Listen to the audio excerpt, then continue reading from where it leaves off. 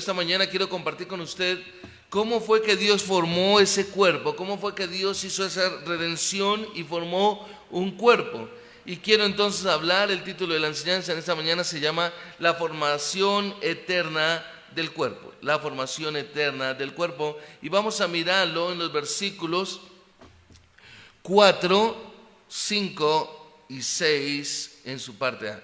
Y dice la Escritura: según nos escogió en Él antes de la fundación del mundo, para que fuéramos santos y sin mancha delante de Él. En amor nos predestinó para adopción como hijos para sí, mediante Jesucristo, conforme al beneplácito de su voluntad, para alabanza de la gloria de su gracia. Señor, reconozco realmente que puedo hacer la lectura de este texto. Puedo tomar las palabras que están en mi computador, Señor, y puedo hablar, Señor, de todo lo referente a este texto, pero solamente como instrumento de tu gracia, Señor. Solo el poder y la presencia de tu Santo Espíritu obrando en cada corazón y aún en el mismo mío, en el mío propio, Señor, puede haber un cambio, una renovación, una transformación, Rey de Gloria.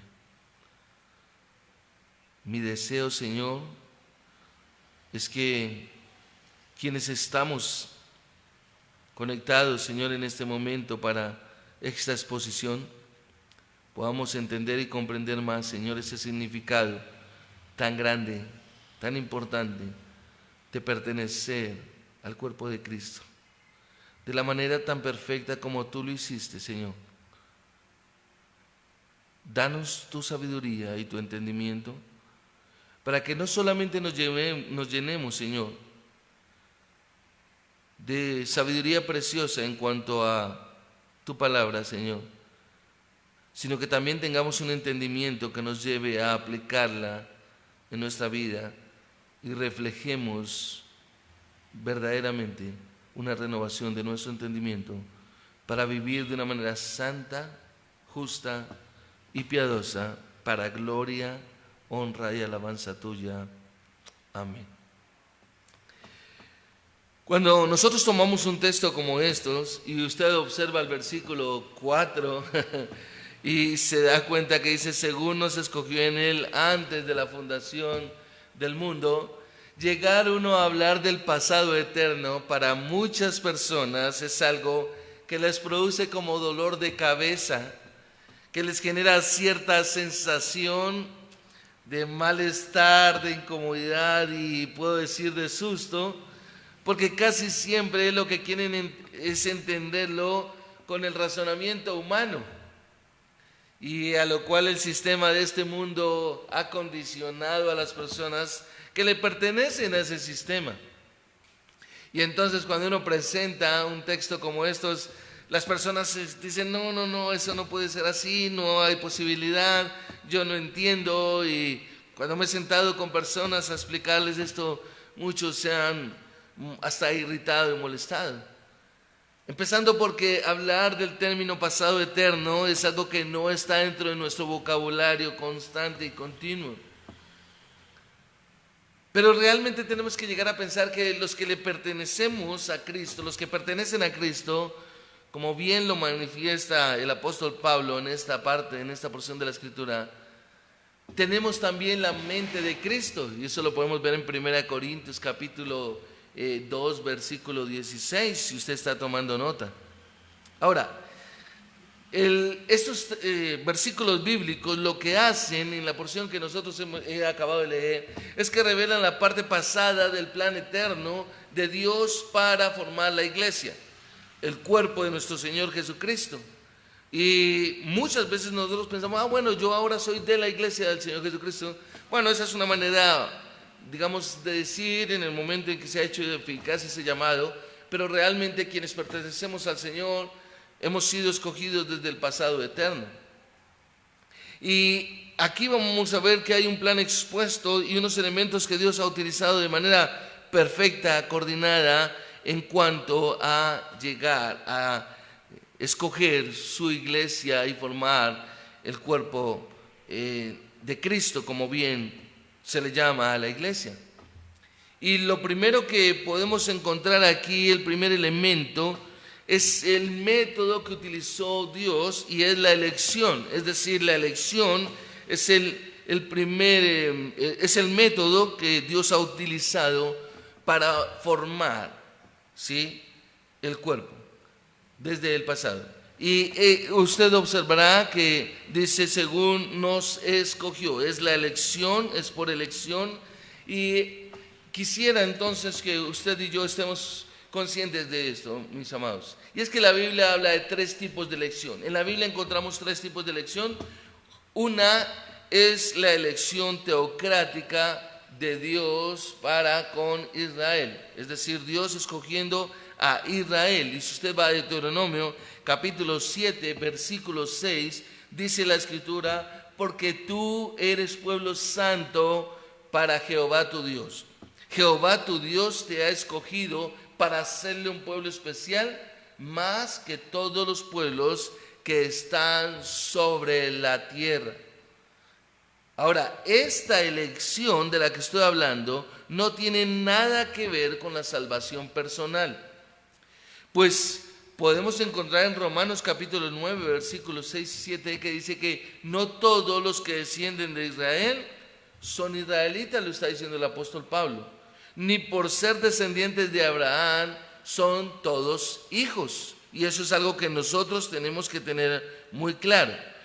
¿Por qué? Porque la descendencia racial de Abraham como padre del pueblo hebreo realmente no equivalía a una descendencia espiritual de él como padre de los creyentes. Si usted observa y me acompaña a Romanos capítulo 4, está ahí antes de Corintios, en Romanos capítulo 4, versículo 11, usted observará lo siguiente, mi amado. Y dice la Escritura con respecto, hablando de Abraham y esto, dice: y recibió la señal de la circuncisión como sello de la justicia de la fe que tenía mientras aún era incircunciso, pero que fuera padre, para que fuera, padre de todos los que creen sin ser circuncidados, a fin de que la justicia también a ellos les fuera imputada. Ahora, encontramos una segunda clase de elección, que es la elección vocacional. Esto dentro de lo que estamos explicando de la elección. El Señor, por ejemplo, llamó a la tribu de Leví para que fuesen sus sacerdotes, pero eso no constituyó una garantía de salvación para los levitas. El Señor Jesucristo llamó, por ejemplo, a 12 hombres para que fuesen sus apóstoles, pero debemos saber que solamente 11 fueron salvos o llamados para salvación.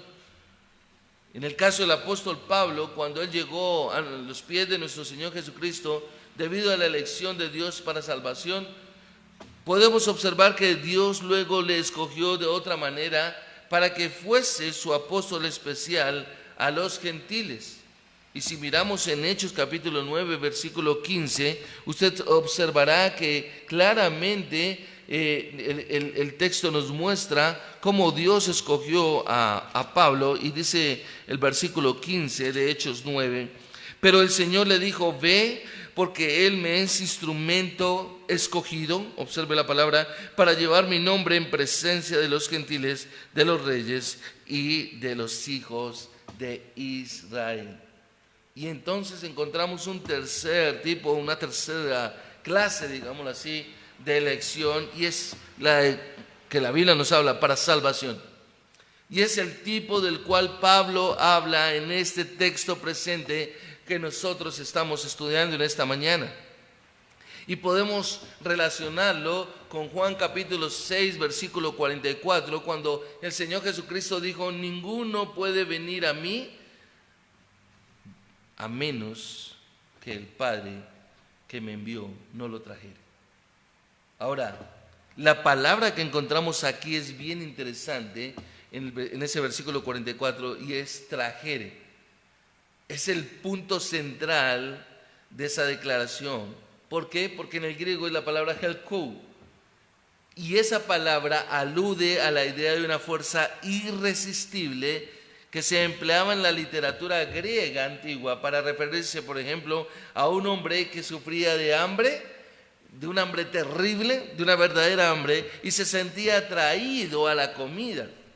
O también, por ejemplo, a las fuerzas demoníacas que se sentían atraídas a animales cuando no podían poseer a los hombres. Entonces esa es la palabra que se utiliza, trajere. Ahora, en la industria metalúrgica, si usted ha observado un poco, se utilizan unos electroimanes gigantes para levantar y clasificar parcialmente las piezas, digamos, que son de metal. Ahora, tan pronto se activa ese imán, lo que hace es que una fuerza magnética fuerte, tremenda, valga la redundancia, atrae todos los metales de hierro que están cerca. Pero es interesante que este no tiene efecto alguno sobre otro tipo de metales, como por ejemplo ¿qué? El aluminio y el cobre. Entonces, de la misma manera, la palabra que estamos encontrando aquí de que trajere, de manera similar, nos muestra la voluntad de elección de Dios que atrae de manera irresistible hacia sí mismo a aquellos a quienes Él ha predeterminado amar y perdonar, iglesia, al mismo tiempo que no tiene efecto sobre los demás. Y es por eso cuando usted puede ver como usted dobla su corazón, se postra, se humilla, pero alguien que esté a su lado puede mirarlo como, ¿qué te pasa? Te estás pasando, ¿sí? Y sientes tu condición de pecador delante del Señor, percibes la santidad del Señor en lo que entiendes y comprendes, pero otros no.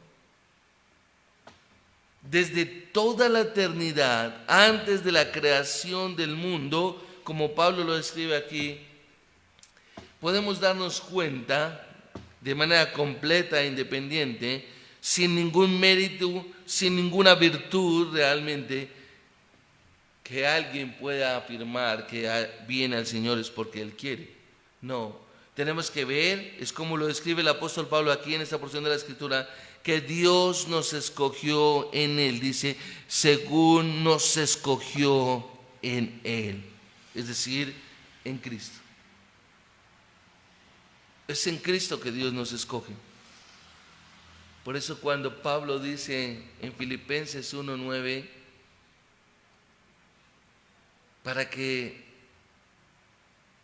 bueno, él dice en amor, o para que el amor de ellos abunde más y más en conocimiento y entendimiento. El amor tiene que ver es con conocimiento y entendimiento, la comprensión de precisamente esto. Y luego dice, para que sean puros e irreprensibles delante de Dios, para el día de Jesucristo. Pero luego dice, para que lleven fruto de justicia que es por medio de Jesucristo. No hay otra manera de llevar un fruto de justicia, sino por medio de Jesucristo. Y es lo que Pablo está diciendo aquí cuando dice, según nos escogió en Él. Es decir, por la elección soberana de Dios, quienes son salvos fueron colocados en una vida, o en unión más bien, en unión eterna con Cristo, antes que tuviera lugar el suceso mismo de la creación. Es decir, antes de la creación, lo dice literal el texto. Y aunque la voluntad del hombre no es libre en el sentido imaginario, por muchas personas que dicen, no, el hombre sí tiene libre albedrío, no sé qué. Permítame decirle que cada ser humano sí tiene voluntad propia, pero esa voluntad propia se trata de una voluntad que está reconocida con claridad por las Escrituras, pero que aparte de Dios, la voluntad del hombre es cautiva del pecado. Es decir, el hombre tiene una libertad, pero esa libertad está cautiva en el pecado. Y de todas maneras está en la capacidad, digámoslo así, de escoger a Dios, pero porque Dios le ha hecho que sea posible tal elección. Es decir, aquí nos encontramos con dos puntos claros que conocemos como la responsabilidad del hombre y la soberanía de Dios. Si usted recuerda, en Juan 3:16 el Señor Jesucristo dijo que todo aquel que en Él cree no se perderá, sino que tendrá vida eterna. Y en Juan 11:26 dice, y todo aquel que vive y cree en mí no morirá eternamente. Es decir, los mandatos frecuentes dados a los no salvos para que se arrepientan, para que respondan al Señor, indican claramente la responsabilidad del hombre en el ejercicio de su propia voluntad. En el Antiguo Testamento encontramos un ejemplo muy claro, y es en el libro de Josué, capítulo 25, versículo 15, si usted, capítulo 24, perdón, versículo 15. Y si usted vaya, es el último capítulo del libro de Josué. Dice el texto bíblico, y preste la atención, él habla de la responsabilidad y dice, y si no os parece bien servir al Señor, él dice, escoged hoy a quién habéis de servir. Es decir, hay una libre, usted tiene la libertad de escoger a quien quiera servir, les está diciendo a ellos. Escoja si sirve a los dioses que sirvieron vuestros padres. Y a mí me encanta esto porque es como cuando la gente dice, no, es que mi abuelita, la mamita, dice que yo soy de la iglesia de Roma, entonces yo tengo que estar en eso. O que no, que es que yo tengo que seguir lo mismo, sin un entendimiento, sin una comprensión. Ok, listo, entonces es lo mismo. Que Josué le está diciendo al pueblo aquí de Israel y le está diciendo, si a los dioses que sirvieron vuestros padres, que estaban al otro lado del río, o a los dioses de los amorreos en cuya tierra habitáis. Pero yo y mi casa serviremos al Señor. Hay ahí esa responsabilidad del hombre, él puede escoger, claro que sí. Pero cuando escoge a Dios está condicionado por lo que Dios le permite. Y aquí, no obstante, tenemos que ver entonces que la Biblia es igual de clara en el sentido de que ninguna persona recibe a Jesucristo como Señor, como Salvador en su vida, si no ha sido elegida por Dios. Romanos capítulo 8, versículo 29 claramente nos dice, porque a los que antes conoció, a estos predestinó, y a los que predestinó, a estos llamó, y a los que llamó, a estos justificó, y a los que justificó, a estos glorificó. En el mismo Romanos capítulo 9, versículo 11, cuando nos habla de los mellizos, dice claramente, porque cuando aún los mellizos no habían nacido y no habían hecho nada, ni bueno ni malo, para que el propósito de Dios confirme a su elección permaneciera, no por las obras, sino por aquel que llama. Nuestro Señor Jesucristo presenta esas dos verdades en un solo versículo. Y recuerdo un hombre que se rompía la cabeza y le explicaba y me decía, no, yo no entiendo, yo no logro unir la responsabilidad del hombre con la soberanía de Dios, de que Dios es el que llama. Equivocadamente personas que dicen, no, yo ahora entiendo que Dios es el que llama, que Dios es el que... Pero yo siento que a mí no me ha llamado porque yo no siento nada. Y realmente ahí está equivocado, porque es que si usted está entendiendo cómo Dios obra y lo que es Dios y quién es Dios, entonces hay un llamado. Ahora hay una responsabilidad que usted tiene que tomar y es determinar, abandono este mundo, abandono toda la maldad, todo el pecado, no quiero seguir en el sistema de este mundo y voy a seguir realmente a Dios, voy a obedecer a la voz de Dios que me ha hablado a través de su Santo Espíritu, por medio de su Santa Palabra, por medio de mis padres o por medio de mis hermanos o por medio de las personas que me están presentando de manera sabia y correcta el Evangelio. Si usted va a Juan, capítulo 6, versículo 37, usted va a encontrar que el Señor Jesucristo ahí une estas dos verdades. Son dos verdades.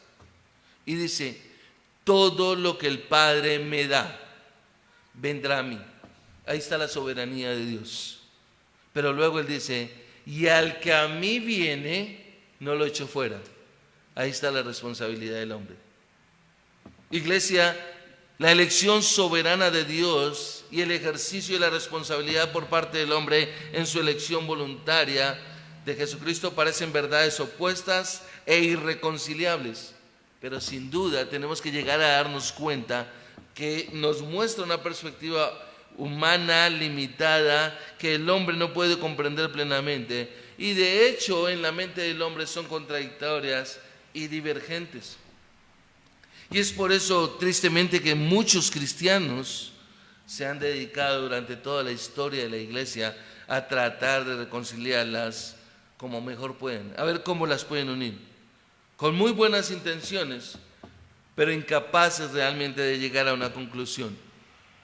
Recuerdo al pastor Tolopilo, él dice que son como dos rieles de tren, los ves juntos y los ves hacia el fondo, siempre juntos, y pareciera que al final se unen cuando ya uno pierde de vista, pero cuando uno avanza, nunca se unen.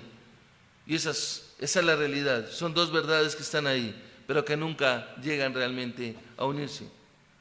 Ahora, puesto que el problema no puede ser resuelto por nuestra mente finita, igual que cuando hablamos del pasado eterno, de cómo Dios nos escogió en el pasado eterno, y uno puede romperse la cabeza tratando de mirar eso, realmente tenemos que ver que el resultado siempre ha sido comprometer la verdad en favor de otra y debilitar, digámoslo así, ambas, tratando de asumir una posición insostenible, tratando de a ver cómo las cuadra en algún punto intermedio entre las dos. Pero creo que es lo peor que el ser humano puede hacer, ponerse a discutir sobre esto, poner a llevarlo realmente de esa manera. Porque cuando usted observa el versículo 4 y encuentra la palabra escogió, ahí donde dice en el versículo 4 de Efesios, según nos escogió, la palabra en el griego es aglego, y se encuentra en un tiempo que es un verbo aoristo, en una voz media, la cual indica que se trata de una elección de todo independiente de parte de Dios. Es decir, Dios es el único que la lleva a cabo. Nos muestra, es algo que es una sola vez en el pasado. Y puesto que el verbo es reflexivo, significa que Dios no solo escogió por sí mismo, sino que son para Él mismo. Es su elección, Él lo escogió para Él. Ese es el punto que nosotros tenemos que ver aquí, y ojalá usted redondee esa palabra, escogió. Su propósito primordial con la elección de la iglesia, como bien lo hemos estudiado tanto aquí en las clases que estamos llevando a cabo de Efesios y retomando, como lo vemos acá en el texto bíblico y lo hemos explicado, es para alabanza de su propia gloria. Observe el versículo 6, para alabanza de la gloria de su gracia. El versículo 12 que nos dice, a fin de que nosotros fuésemos los primeros, para alabanza de su gloria. Y el versículo 14 luego dice, con miras a la redención de la posesión adquirida de Dios para alabanza de su gloria. Hemos sido escogidos para alabanza de su gloria. Por eso yo le decía a usted, cuando usted esté allá, aun si no sé si está en pijama, si no se alcanzó a arreglar, si usted se conectó para una exposición de la palabra, para escuchar la palabra de Dios, para llevar a cabo los cánticos que estábamos haciendo, y porque no lo podemos hacer juntos como asamblea, usted debe tener una reverencia usted solo delante de Dios, que lo lleve a mostrar realmente que usted adora al Señor, que usted le exalta. Y lo digo porque sé que hay muchas personas que pueden estar frente a una pantalla mirando, pero están con el teléfono, están con el celular, mirando otras cosas, mirando Facebook, mirando cualquiera de todas estas lugares online. Entonces, ¿para qué lo hace? No lo haga. Es que aquí realmente tenemos que ser conscientes, como dice Romanos 8:1, que no hay ninguna condenación para los que estamos en Cristo Jesús, los que no vivimos conforme a la carne, sino conforme al Espíritu, ¿sí? Pero también, como dice Romanos 12:1, que nosotros presentamos nuestros cuerpos en sacrificio vivo, santo y agradable a Dios, con nuestro culto racional. Somos conscientes de lo que estamos haciendo, nadie nos obliga. No podemos ser como eso que uno observa de que pescaron a tal estudiante dormido en la clase online y él abrió y llegó ahí, pero se quedó dormido. Eso no sirve absolutamente de nada. Tenemos que comprender que los creyentes fuimos escogidos para la gloria del Señor antes de ser escogidos por su propio bien, digámoslo así. o para nuestro propio bien, si más bien lo tomo así. La razón misma de esto, de que debemos comprender, de que fuimos escogidos para gloria y alabanza de su nombre realmente, es que nosotros hemos sido llamados para conformar la iglesia, ¿sí? Y si usted observa en Efesios capítulo 3, versículo 10, usted va a encontrar la razón por la cual Dios ha querido formar ese cuerpo, formar esa iglesia, que la escogió desde el pasado eterno. Y observe que el texto bíblico dice, para que la multiforme sabiduría de Dios sea dada a conocer a los principados y a las potestades en los lugares celestiales.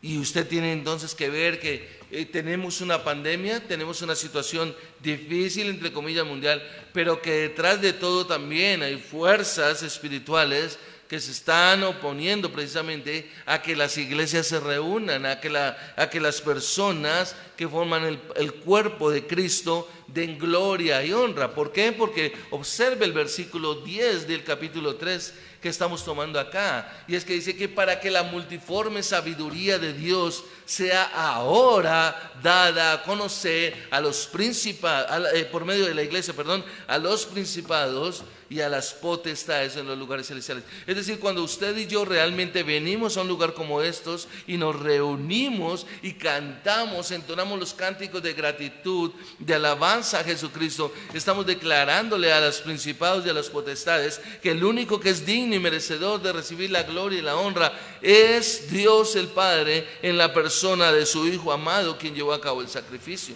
Y que ese pueblo que Dios ha redimido, que Dios ha escogido, es el pueblo que se reúne aquí. Por eso no hay posibilidad que alguien hable de salvación sin tener una iglesia donde congregarse, una iglesia local. No podemos hablar de que tenemos amor unos para con otros cuando ni siquiera la gente se conoce, ni siquiera se preocupan por los demás. En estos días me preguntaba, Señor, ¿cuántos realmente han tenido un contacto con otros de saber su situación y sus circunstancias? De una llamada. Nos podemos decir que nos extrañamos, pero ¿cuántas veces nos hemos llamado a preguntar cómo estás? ¿Cómo está tu trabajo? ¿Sabes si hay hermanos que están enfermos de COVID o están pasando otras situaciones? Yo sí sé de varios. Y tenemos que estar ahí orando por ellos, rogando al Señor que los fortalezca. Israel fue el objeto de la elección de Dios y fue realmente escogido. Pero observe que se le dijo en Deuteronomio 7 y 8, no por ser vosotros más que todos los pueblos, os ha querido Jehová y os ha escogido, pues vosotros eres el más insignificante de todos los pueblos, sino por cuanto os amo. Ese es el punto. Dios escogió a Israel porque lo amaba. Esa es la nación que Él quiso amar, que Él escogió. Y aunque el resto del mundo quiera odiar a Israel y todo eso, Dios decidió amar a Israel. Dios escogió a los judíos por la sencilla razón de su amor soberano. Ese es su amor. Es lo mismo que con usted o conmigo. Dios nos escogió, fue por amor, no porque seamos los mejores, o seamos más santos, seamos más puros, seamos más espirituales. Y lo que siempre digo, ¿por qué vas a mirar a la otra persona con recelo o queriendo poner en duda realmente la salvación? Deja que sea Dios. No podemos escoger una iglesia local para que sea una iglesia únicamente estrato 6. Bueno, ninguno somos estrato 6, afortunadamente. Pero si hubiera estrato 6, la iglesia no tiene estrato. Y si alguien quiere estratificar, es una persona que no tiene ningún conocimiento de la palabra de Dios. Por eso tenemos que ver que ese mismo plan y voluntad soberana de Dios realmente, la iglesia es escogida, es llamada. ¿De quiénes? De los que Él ha querido, de los que Él realmente ha querido desde el pasado eterno, ha amado. y por eso, como dice el texto bíblico en 2 de Timoteo, capítulo 1, versículo 9, quiero que usted tome nota de él o vaya a él, mi amado, y observe que dice, nos salvó y llamó con llamamiento santo, no conforme a nuestras obras, sino según el propósito suyo y la gracia que nos fue dada en Cristo Jesús antes de los tiempos de los siglos. Pablo lo estaba escribiendo a Timoteo y le dice, esto es lo que Dios realmente ha hecho.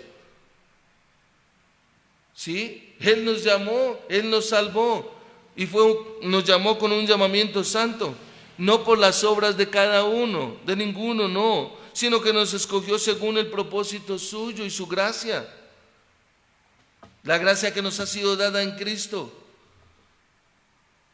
¿Y cuándo se nos dio esa gracia? Antes de los tiempos de los siglos.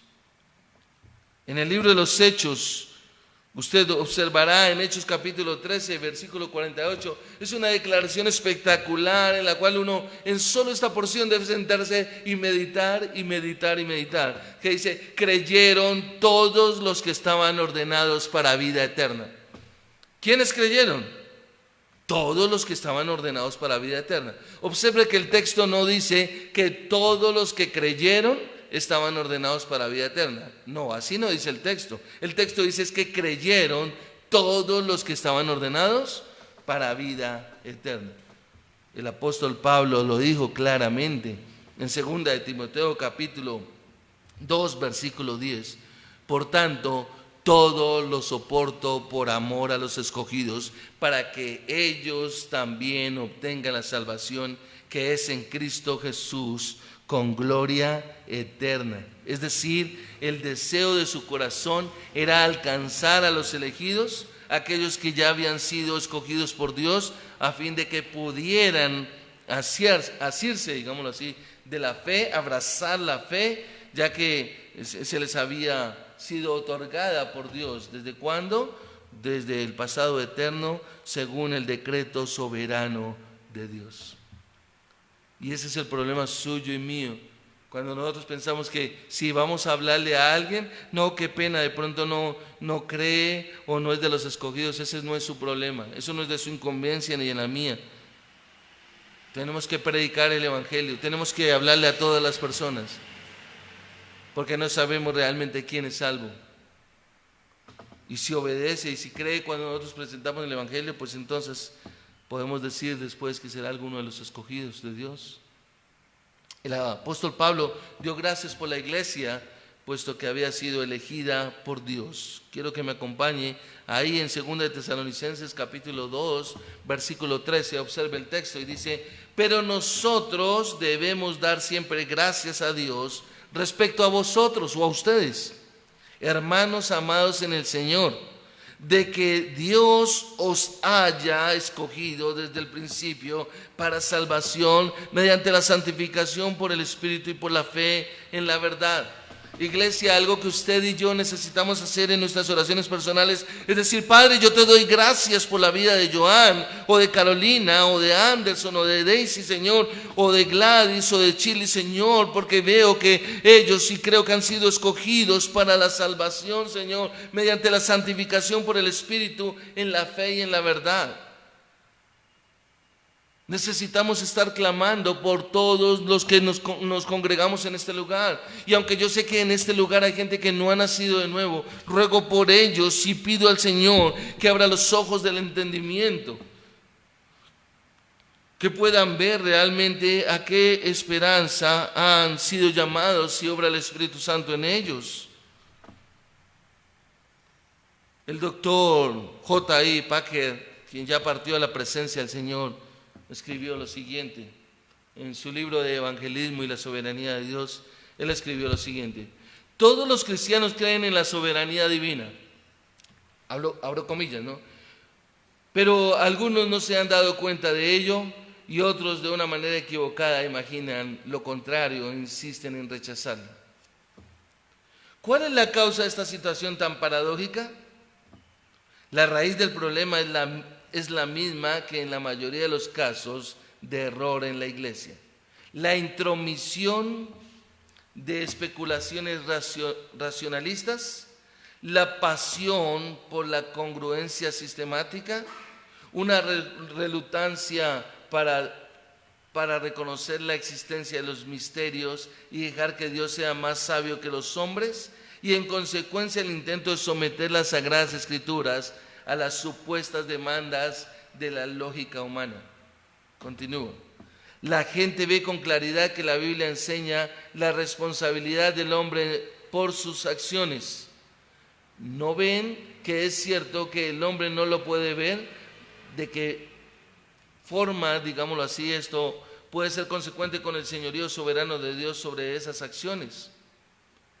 Él continúa diciendo, no se contentan con dejar esas dos verdades vivir la una del lado de la otra, tal como conviven en toda la palabra, la Biblia, sino que saltan a la conclusión de que con el objeto de defender la verdad bíblica de la responsabilidad humana, se ven en la obligación de rechazar la bíblica e igualmente verdadera doctrina de la soberanía divina y a obviar la gran cantidad de textos bíblicos que la enseñan. El deseo de simplificar en exceso la Biblia, sacando de ella los misterios, es algo natural para nuestra mente perversa, dice él, y no es sorpresa que aún hombres piadosos sean víctimas de tal tendencia. De ahí que esto siempre haya generado controversias persistentes y perjudiciales. Lo irónico, dice, de que la situación, no obstante, es que cuando preguntamos cómo se ora en ambos lados, parece que quienes profesan negar la soberanía de Dios, en realidad creen en ella con la misma firmeza de quienes la afirman abiertamente. Cierro comillas. La cuestión aquí, ¿cuál es, mis amados? Y es que debido a que nosotros no podemos soportar las tensiones de estos misterios, de estas paradojas aparentemente o antominias, estamos más bien inclinándonos a sacar conclusiones que realmente no tienen un fundamento, a ajustar lo que realmente la Biblia no está enseñando, tratando de que se acomode a nuestros propios sistemas. Y esto es supremamente delicado. Pero el punto de la lección realmente es completamente fundamental para un creyente, y si lo ve desde la perspectiva bíblica. Ahora, tenemos que mirar entonces que nosotros necesitamos advertir que otras doctrinas fundamentales dentro de la misma palabra de Dios, que aún parecen paradójicas a nuestra capacidad humana, que están limitadas por nuestra comprensión, pero que la Biblia claramente nos lo enseña. ¿Cómo cuáles podemos decir? Bueno, por ejemplo, el que nuestro Señor Jesucristo sea 100% Dios y 100% hombre. Podemos también ver que la Biblia misma sea la obra de autores humanos y sin embargo también constituye la recolección de las palabras del Dios Santo. Podemos decir también que, por ejemplo, la salvación, la Biblia la describe que es para siempre, y sin embargo los santos deben permanecer obedientes y perseverar hasta el fin. Que la vida cristiana se vive con un compromiso y con disciplina absolutamente totales desde la parte individual, es decir, cada individuo, pero que sin embargo todo es obra de Dios. Como Pablo lo dice en Filipenses 2, que realmente Dios es el que coloca a nosotros el querer como el hacer. Entonces la gente argumenta que como Dios no me ha puesto a mí, yo no lo voy a hacer. No, mi amado, este es el tipo de doctrinas que nosotros tenemos que tener claridad y realmente tomar determinaciones sobre todo esto. Ahora, el punto es que todas estas verdades inescrutables demuestran que la mente de Dios sobrepasa la manera finita de la mente del hombre y que realmente constituyen una prueba innegable de la autoría divina de las Escrituras. No es que la elección soberana de Dios o la predestinación eliminan la decisión voluntaria del hombre para tener fe. Realmente la soberanía divina y la respuesta humana son partes integrales e inseparables de la salvación. Y aunque solo la mente finita de Dios sabe cómo operan de manera exacta y conjunta. Y nosotros tenemos que realmente darnos cuenta de esto. Mucha gente ha sacado de su contexto el texto de Romanos capítulo 8, versículo 29, que mirábamos hace un momento, y lo utilizan para apoyar esta opinión. Pero tenemos que ver que el versículo 28 de Romanos dice claramente: y sabemos que los que aman a Dios, todas las cosas les ayudan a bien. ¿A quiénes? A los que aman a Dios. Y luego, ¿qué termina diciendo el texto? A los que conforme a su propósito son llamados. Ese es el peligro de sacar un texto de su contexto. Cualquier enseñanza que disminuya el amor asombroso, el amor soberano, majestuoso de Dios al elegir a los suyos, realmente está poniendo o queriendo ir en contra realmente del propósito de Dios.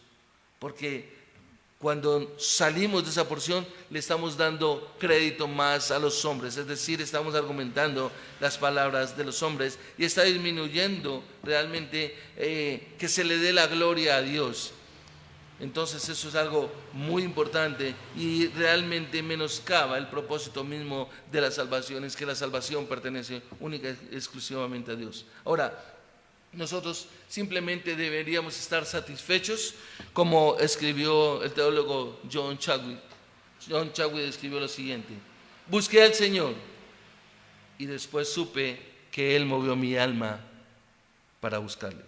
Mientras me buscaba, dice, y hallarte no pude, oh Salvador verdadero. No, yo fui hallado por ti. Y esto nos conecta con el segundo punto acá. Y el siguiente elemento que Dios utiliza realmente para conformar el cuerpo es un objetivo. ¿Cuál es el objeto, perdón? ¿Y cuál es ese objeto? Los elegidos. Entonces tenemos la elección y ahora hay un objeto que es los elegidos. Y el objeto de la elección no son todos, sino solo aquellos a quienes Dios realmente ha escogido. Por eso Pablo dice: según nos escogió. Nos escogió. ¿A quiénes escogió? Si usted mira el versículo 1 del mismo capítulo, dice: a los santos y fieles en Cristo Jesús. Es decir, aquellos que son elegidos por Dios son los que Él ha declarado santos antes de la fundación del mundo y a quienes se han identificado con la persona de nuestro Señor Jesucristo. ¿Por medio de qué? De la fe. Ese es el punto. Ahora, ser cristiano es haber sido escogido por Dios para ser su hijo y heredar todas las cosas por medio de Él, juntamente con nuestro Señor Jesucristo. Ese es el punto. Y eso es algo clave. Los escogidos, los elegidos. Y esto nos conecta con el tercer elemento aquí, y es el tiempo. ¿En qué tiempo nos escogió Dios?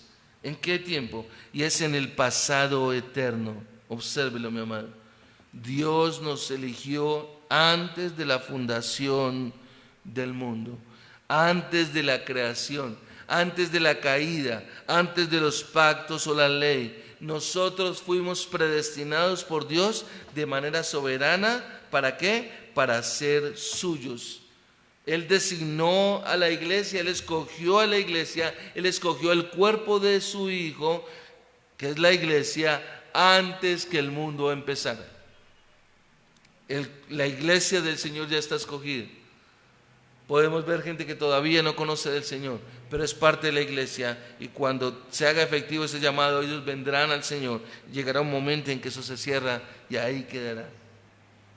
Y tenemos que ver entonces que, puesto que el plan de Dios es Cristo, que Él reciba la gloria, que nuestro Señor Jesucristo siendo o fuese realmente crucificado por nuestro pecado, por nuestras culpas realmente, entonces esto sucedió antes de la creación del mundo. ¿Por qué? Porque si usted me acompaña a 1 Pedro capítulo 1 versículo 20, nos damos cuenta que el apóstol Pedro hace tremenda declaración con respecto a eso.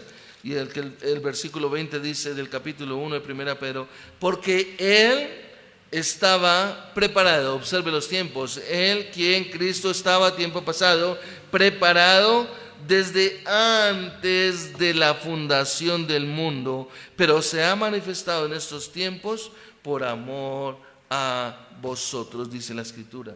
Es decir, nuestro Señor Jesucristo, podemos decir que en ese plan de ser crucificado fue hecho desde el pasado eterno. Nosotros fuimos designados para salvación por ese mismo plan, en ese mismo momento. Entonces nuestra herencia, iglesia, en el reino de Dios fue determinada.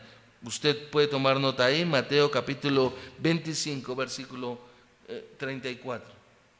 Es decir, ya pertenecíamos. Vamos a leerlo, Mateo, porque ese es fundamental, ese texto. Mateo capítulo 25, versículo 34, dice la Escritura: entonces el rey dirá a los de su derecha: venid benditos de mi Padre, heredad del reino preparado para vosotros. ¿Desde cuándo? Desde la fundación del mundo. Ya pertenecíamos a Dios antes de que empezara el tiempo, y seremos suyos después de que el tiempo haya dejado de existir. Esa es la soberanía de nuestro Dios. Nuestros nombres como creyentes, dice la Escritura, fueron escritos, están escritos en el libro de la vida. Apocalipsis capítulo 13, versículo 8, si usted va allá en Apocalipsis capítulo 13, versículo 8, dice la Escritura: y la adorarán, hablando de la bestia, preste la atención en el contexto, y la adorarán todos los que moran en la tierra, cuyos nombres no han sido escritos desde la fundación del mundo. Si hay unos nombres que no fueron escritos desde la fundación del mundo y adorarán la bestia, entonces hay unos que sí adoran a la bestia, que sí están escritos en el libro de la vida, ¿sí? Como dice, en el libro de la vida del Cordero que fue inmolado. Y si usted mira el capítulo 17, el versículo 8 también, de igual manera dice: la bestia que viste era y no es, y está para subir del abismo e ir a la destrucción, y los moradores de la tierra, cuyos nombres no se han escrito en el libro de la vida desde la fundación del mundo. Nuestros nombres han sido escritos desde antes de la fundación del mundo. Y esto nos conecta con el punto número 4, y es el propósito. Hay un propósito. El elemento siguiente que Dios utiliza en esto es la santidad. ¿Cuál es el propósito? La santidad. Nos escogió en Él antes de la fundación del mundo, versículo 4. ¿Para qué? Para que fuéramos santos y sin mancha delante de Él. Santos, santidad, iglesia. Dios nos escogió para que fuéramos santos y sin mancha. La palabra aquí en el griego es amomos, que tiene el significado literal del carácter, más bien lo contrario, de carecer de toda mancha y defecto. ¿Por qué? Porque puesto que somos escogidos en Él, somos santos y sin mancha delante de Él. Tenemos que mirar eso. Usted, cuando va delante del Padre, si realmente le pertenece, debe saber de que usted va santo, limpio y sin mancha delante de Él. Pero única y exclusivamente gracias a la persona de nuestro Señor Jesucristo, que se entregó a sí mismo por cada uno de los que el Padre le ha entregado. ¿Y cómo se entregó? Como dice el texto bíblico, 1 de Pedro 1:9, como un cordero sin mancha y sin contaminación.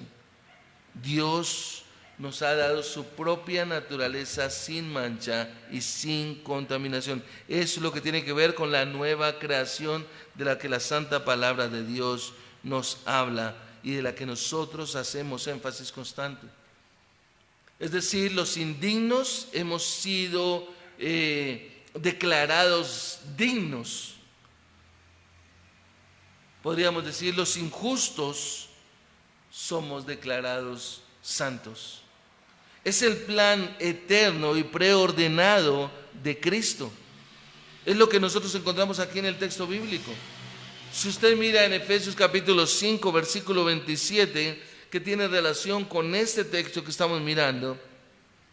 Pablo escribiendo dice, a fin de presentársela a sí mismo una iglesia gloriosa que no tuviese mancha ni arruga ni cosa semejante, sino que fuese santa y sin mancha. ¿Quién es santa y sin mancha? La iglesia del Señor, la cual Él se la presenta a sí mismo. Ahora, présteme atención a esto, mi amado. Es obvio que Pablo está hablando acerca de nuestra posición, de la cual usted y yo hemos estado estudiando en clase. Nuestra posición y no de nuestra práctica. Porque si fuera por práctica, ni usted ni yo podríamos estar en esto.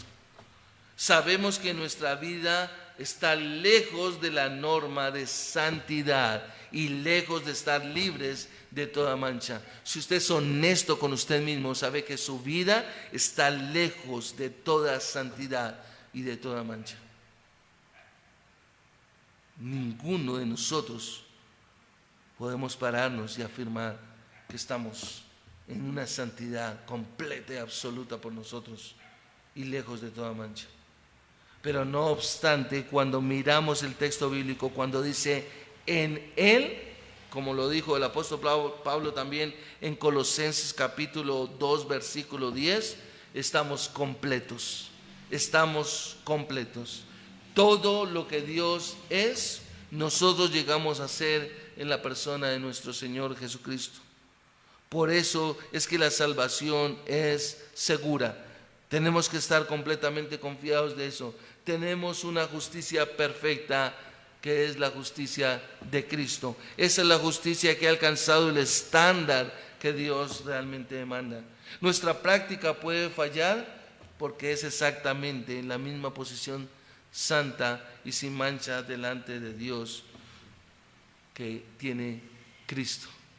Es decir, solamente es por Cristo que Dios nos ve limpios, que nos ve santos, que nos ve puros. Estamos nosotros tan seguros como nuestro Salvador, porque estamos realmente en Él. Y mientras aguardamos la redención, como dice el versículo 14, plena, y esa santidad gloriosa que nos espera en la presencia del Señor, entonces siempre nuestro Señor Jesucristo es el que realmente en Él y por Él que nosotros estamos siendo aceptados por el Padre. Y gracias a Dios que nos declara y nos guía realmente para ser santos y sin mancha, como dice aquí el texto, para que fuéramos santos y sin mancha delante de Él. Debemos realmente ahora llevar nosotros vidas que reflejen la santidad y la pureza que son nuestro destino. Nuestro destino, nuestra gloria eterna es esa santidad, pero debemos esforzarnos aquí realmente por ello, iglesia. Y aquí encontramos el quinto elemento que utiliza el apóstol Pablo, que Dios utilizó para escoger el cuerpo, y es un motivo. ¿Cuál fue el motivo? Y el motivo es amor. Y lo encontramos ahí en el versículo 4 finalizando, dice en amor, en amor.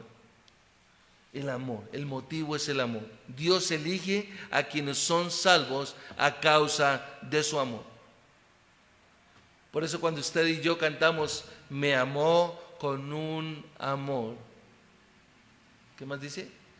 Me amó con un amor infinito y eterno. Eso es. En amor habiéndonos predestinado para ser adoptados hijos suyos. Observe, en amor nos predestinó para adopción como hijos suyos, o para sí, dice la versión Las Américas. Así como realmente Él escogió a Israel para ser su pueblo especial y que su causa fue solamente por amor, también escogió a la iglesia como la familia de los redimidos. Es la iglesia del Señor los redimidos, los escogidos, no para jactarnos, pero sí para gloriarnos en Cristo Jesús, es decir, para adorar a nuestro Señor Jesucristo. Cuando la Biblia habla aquí de ese amor, es ese amor ágape, el término es ágape, ¿sí? y no es una emoción, sino una disposición del corazón. El amor bíblico, iglesia, y préstame atención, sé que no estás en esta aula, en este salón, en este santuario, pero el amor bíblico, préstame atención, es una disposición del corazón y es una acción, es una acción.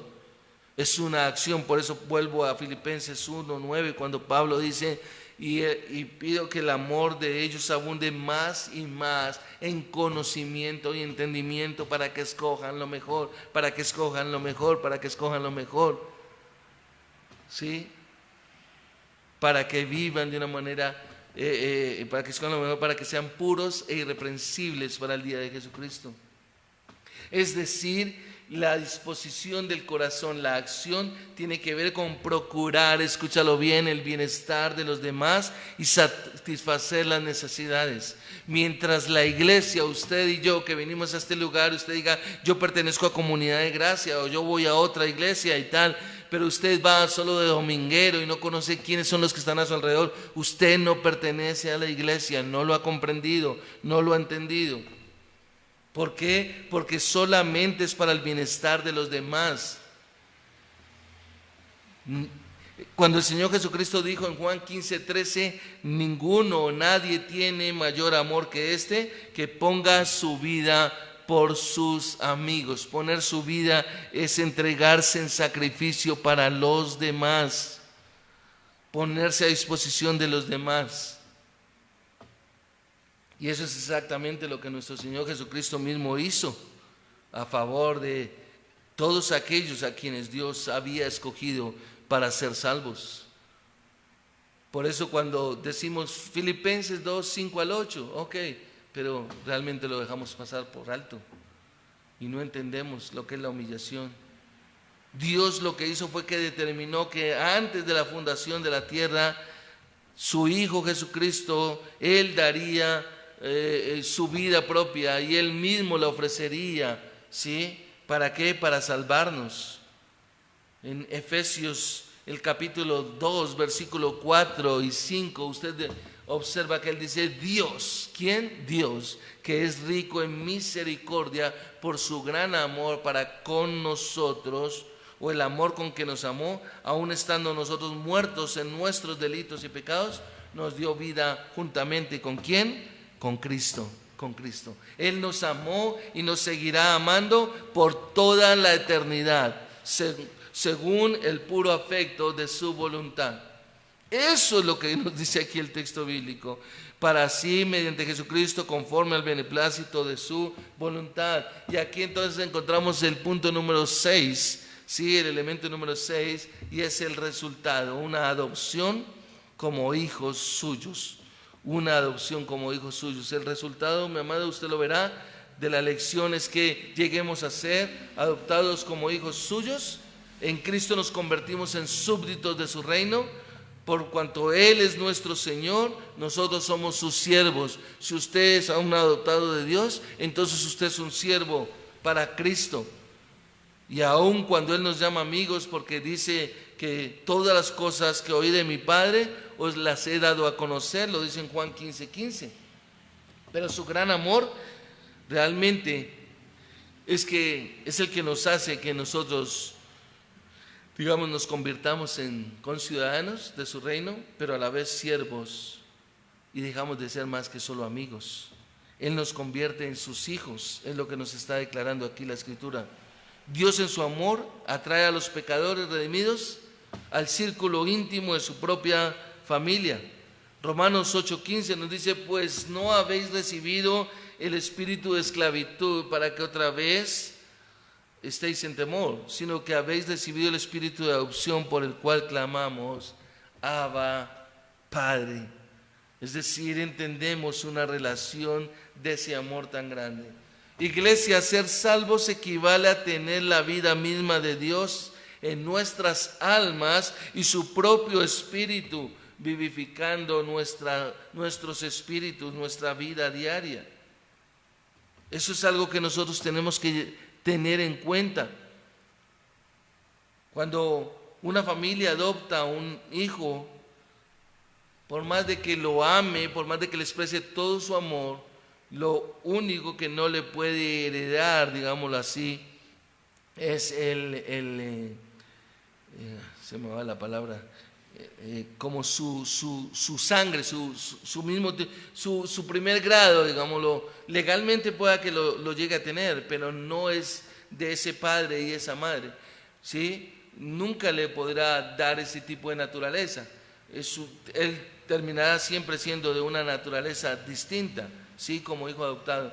Pero realmente lo que nos muestra la palabra es que en nosotros lo que Dios hace al adoptarnos como hijos es que somos de esa nueva naturaleza, de esa nueva creación en Cristo Jesús, ¿sí? Y eso es lo que nosotros tenemos que ver. Es decir, nos constituyen hijos tal como su Hijo unigénito. Los cristianos no solo tienen todas las riquezas, no solamente tenemos todos los beneficios, sino también las bendiciones del Hijo, y somos partícipes de esa naturaleza. Si usted recuerda, Pedro lo dice en 2 de Pedro capítulo 1, para que llegases a ser participantes de la naturaleza divina. Y aquí encontramos el último elemento que utiliza Dios para llamar y formar la iglesia, y es una meta. Hay una meta, ¿cuál es? La gloria de Dios. ¿Por qué Dios hizo todo esto para nosotros? ¿Por qué quiso que fuéramos sus hijos? Somos salvos y hechos hijos para la alabanza de la gloria de su gracia. Por encima de todo lo demás, Él nos elige, iglesia, y nos salva para su propia gloria, para su propia gloria. Es decir, Dios está realmente esperando que usted y yo lo entendamos de esa manera. ¿Para qué? Para que glorifiquemos su nombre en todo lo que hagamos, en todas las decisiones que tomamos. Por eso cuando oramos por los recursos económicos, no es por capricho, como alguien dijo que si era que le estábamos lavando el cerebro a las personas. No, es porque queremos glorificar a Dios en lo que el hombre más fácilmente peca, en el uso de los recursos económicos. El apóstol Pablo, al interceder por los tesalonicenses, oró y él dijo: que nuestro Dios os tenga por dignos de su llamamiento, para que el nombre de nuestro Señor Jesucristo sea glorificado en vosotros y vosotros en Él. Mis amados, aún las bestias del campo glorifican al Señor. Israel no lo hizo. El profeta Isaías claramente nos lo dice en el capítulo 43, versículo 20, que fue más los animales que glorificaron a Dios que el mismo pueblo. Y el Salmo 19, versículo 1 dice que los cielos cuentan la gloria de Dios. Los únicos rebeldes en el universo son los ángeles caídos y la humanidad caída. Pero realmente los redimidos del Señor glorifican a su Creador. Los ángeles caídos ya han sido expulsados para siempre de la presencia del Señor. Quiero terminar con esto, mis amados. La razón de ser de todas las cosas que existen es finalmente, como lo he mencionado ya, para la gloria de su gracia. Esa es la razón por la cual los cristianos, como hijos de Dios, deben hacer todas las cosas que hagan, incluso cosas tan comunes, tan sencillas como comer y beber, para la gloria de Dios. Vamos a orar.